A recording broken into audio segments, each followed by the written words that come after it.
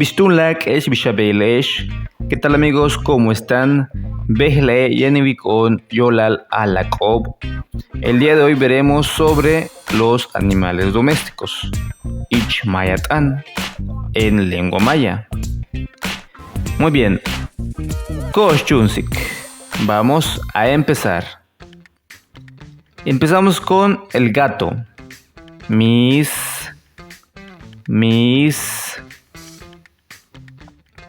perro. Pek. Conejo. Tuul. Tortuga. Ak.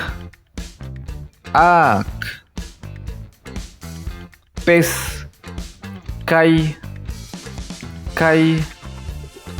Loro. Tut. Gallina. Cash.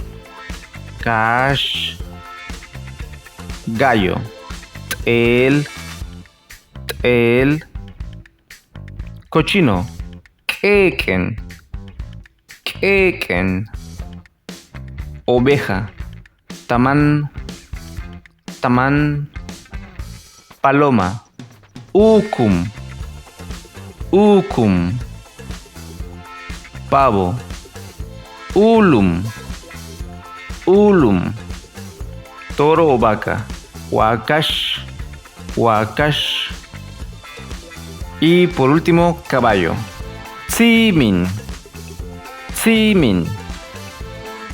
Y bueno amigos, es todo por el momento. Este material estará disponible en nuestra página de Facebook. No olviden seguirnos en TikTok, en Facebook, Instagram y también en YouTube. En YouTube no olviden suscribirse y activar la campanita de notificaciones. Y pues es todo.